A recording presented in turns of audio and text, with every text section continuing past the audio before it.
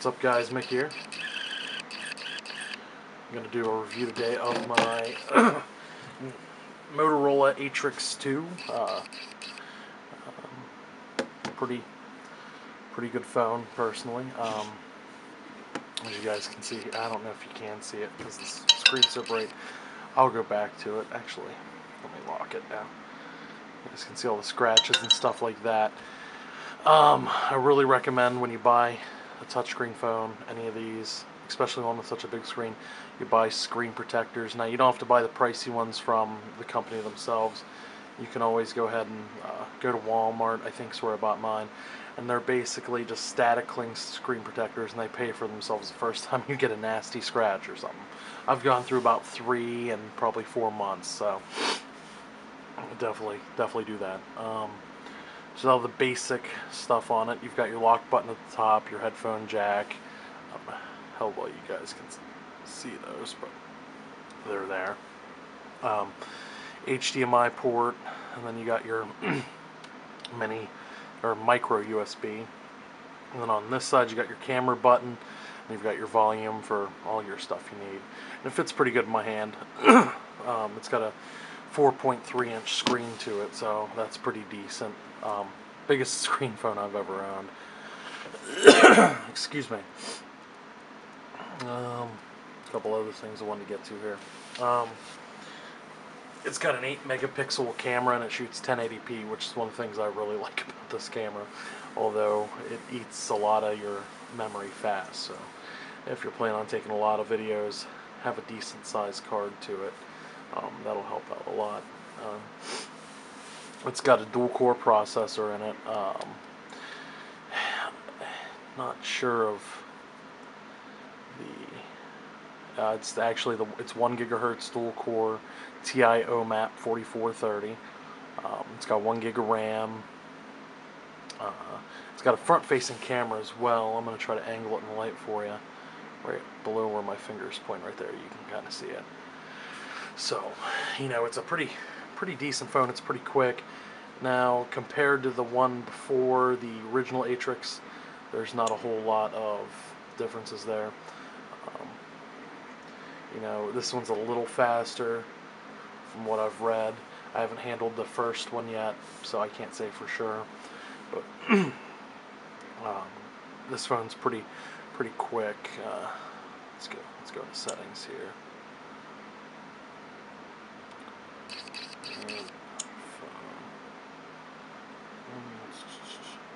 It runs Android 2.35,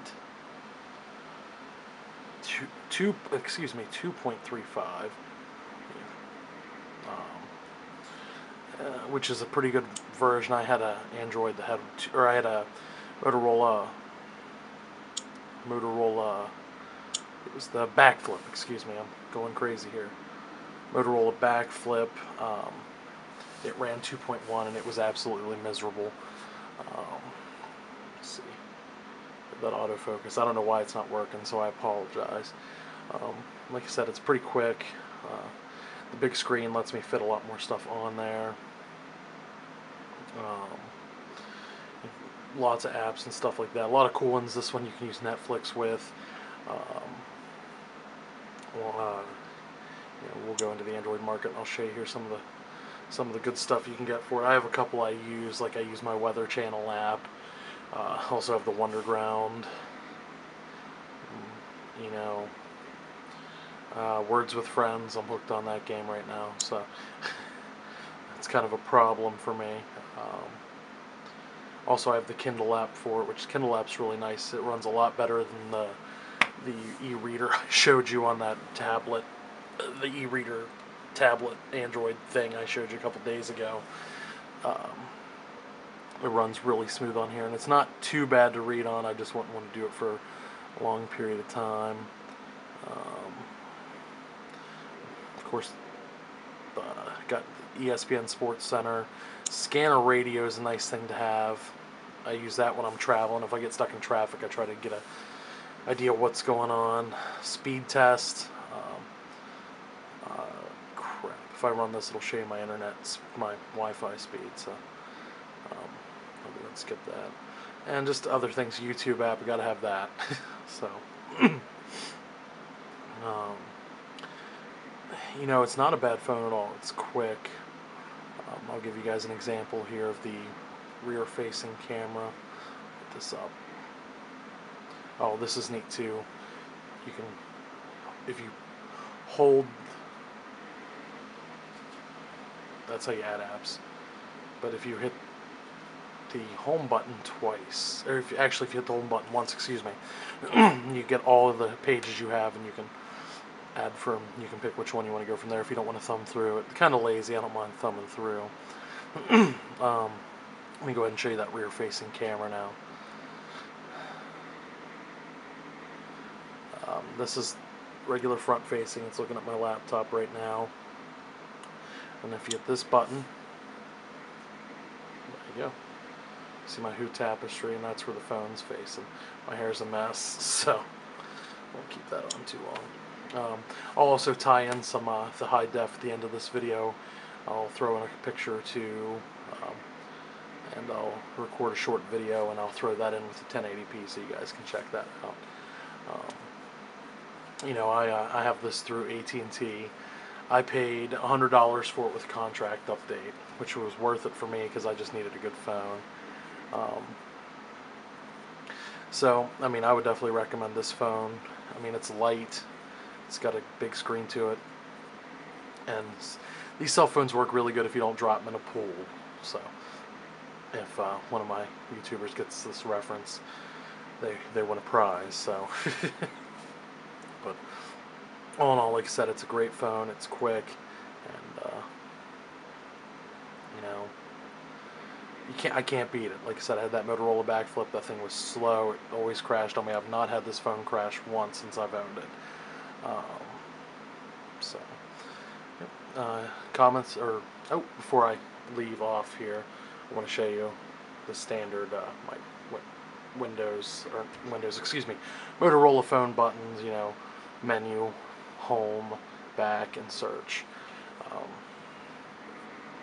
But you know, this is just a real quick overview of the phone. I'm kind of running out of time, so I'm trying to think if there's any other features I wanted to show you. Well, one quick one. You know, one good app that I always have on here is the flashlight app. It uses the LED flash for the you know, as a flashlight. That comes in handy whenever I'm doing anything. Also, one thing I really like on here is the Google search app, which I'll show you that real quick here. We'll just say YouTube, and then it'll pop up asking for YouTube, and it'll automatically search it for you. That comes in really handy. It does that for text messages too. Like, say I want to drive and I want to send somebody a text, I can just speak into the phone and I don't get pulled over for texting while driving. So, all in all, like I said, a great phone. But I got to cut this short. My camera only can record 10-minute intervals, so anything over 10 minutes I've got to make a part 2 for. So, like I said, thanks for watching, and comments and questions are welcome. And at the end of this, you'll see some video taken by this phone, and also you'll see some pictures from this phone. So, have a great night. Thanks for watching.